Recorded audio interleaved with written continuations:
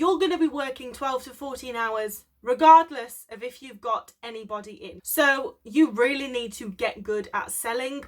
Hey sailors, welcome back to Cruising as Crew. My name is Lucy, and today we are going to be talking about what it is like to work for Steiner.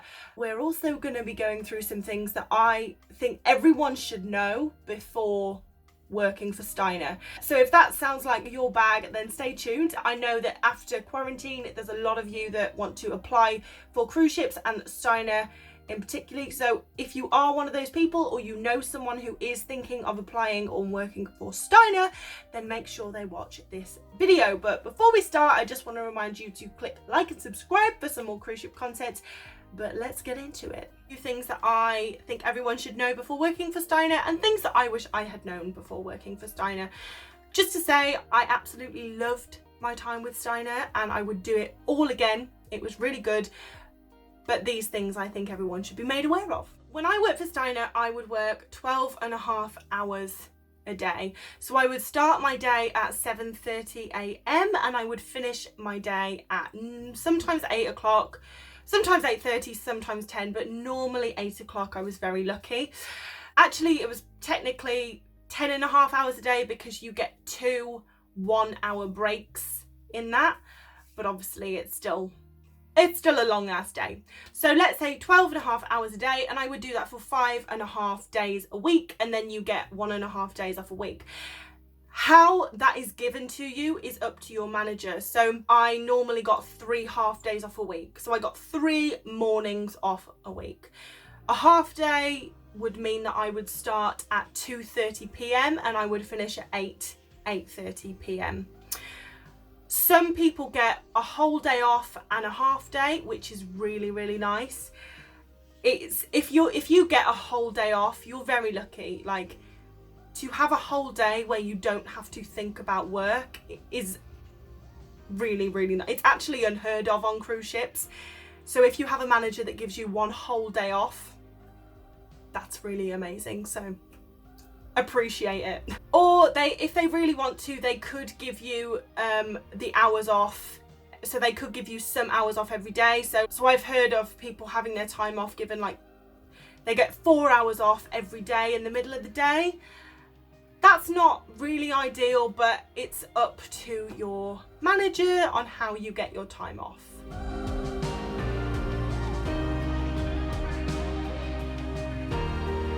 And also you can earn time off. So along with money, time off on a cruise ship is the second most valuable currency.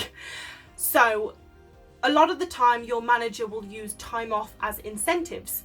Obviously your manager wants you to sell stuff, or wants you to do better treatments, or wants you to get better reviews. Whatever they want from you, they will use time off as an incentive. So like, you know, Lucy, if you get 2 good reviews today, I will give you an extra hour off to add on to your time off. Or, you know, obviously you have targets in the spa, so if you hit your target, I will give you 2 hours off to add to your time off. And obviously you're on a cruise ship, you're going to these amazing destinations. You want as much time off as you can get to see these amazing places. It's only normal. But just be aware that when you work for Steiner, you either have it all or nothing. You either make really good money, which means that you have a lot of time off because you earn it through incentives, or you earn no money and you get like the minimum amount of time off, which is 1.5 days a week. Something else you need to know, your manager makes or breaks your contract, and to be honest, it's potluck who your manager is. You know, you might get a really good manager, you might get a really bad manager.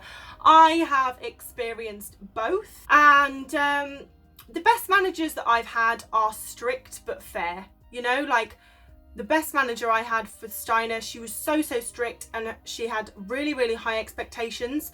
But if you met them, great, you got a lot of time off. And I made so much money when she was my manager, and I also had like 2.5 days off a week, which is amazing. Whereas I've had managers that are really, really lenient. So at first you're like, oh, this is great, like we can get away with murder. But it's not great, because you don't make any money when they're managers because they're not very good, which means that you don't get a lot of time off and you don't make any money. So it's potluck, but your manager really can make or break your contract. Another big one is you have to sell. Selling is mandatory, and I feel like when you're at the academy, they make it seem like selling is a little bit more optional. They're like, yeah, if you sell something, great. If you don't, great. They teach you how to sell, but when you get on board, it becomes a lot more apparent that 50% of your job is to sell. As a therapist working for Steiner, you make most of your money from the services. So you will make 15 or 18%, which is automatic gratuity. So that's already embedded in the bill. And then you will also make an additional 2%. So you basically make 20% off your services. And you make 9% off products that you sell. So really, for selfish reasons, selling isn't really that necessary because you make the bulk of your money from the treatments that you do. However, the company makes the bulk of their money from the products that you sell, which is why they push you to sell. Now, going back to when I said it's all or nothing, like you either have the money and loads of time off or no money and no time off, it comes back to selling. So let's say you have got 7 massage therapists in a spa and 14 massage treatments booking. Now you would like to think that each massage therapist is going to get 2 treatments each, but that's probably not the case. The girl that sells the most products will probably get 6 massages, the second best seller will get 4 massages, the third best seller will get 2 massages, and then maybe 1 massage, and then there's no massages left for therapist number 6 and therapist number 7. And the thing is, you're going to be working 12 to 14 hours regardless of if you've got anybody in. So you really need to get good at selling, because you may as well be spending those 12, 14 hours making money by doing treatments and selling products rather than standing around hoping that someone will book in. Because trust me, the treatments will be not spread out evenly. You will get the treatments if you sell the products. So I do feel like, as I said, at the academy, selling is kind of made to seem like an optional thing.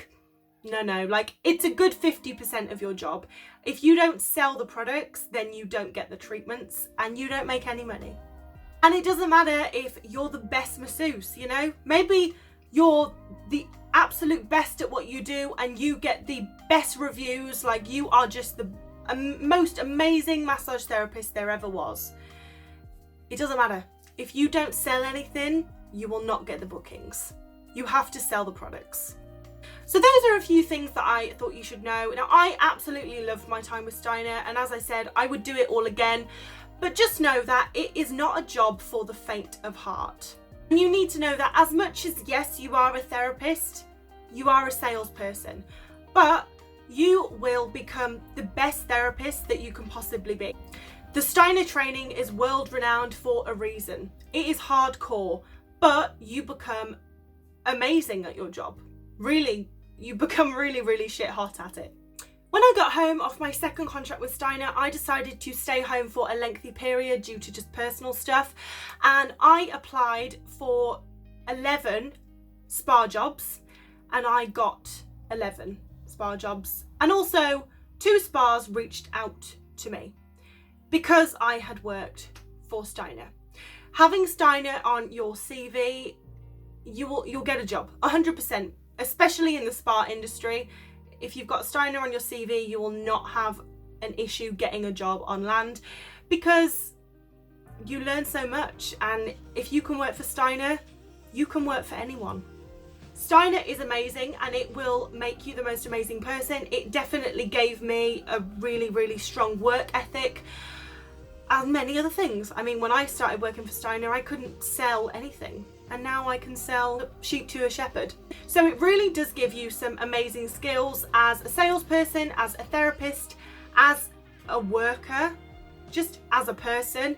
So if you are thinking of working for Steiner, I would 100% recommend it. Yes, do it. It was the hardest but the best thing I ever did. But just know that it's not going to be an easy ride. But as I said before, nothing easy is worth having. But I really hope you have enjoyed this video. If you have, let me know in the comments down below. Also, so let me know if you agree with these points or maybe you have some points of your own. But thank you so much for watching and I will see you in the next video. But I really, really hope you have enjoyed this and it's giving you some good advice.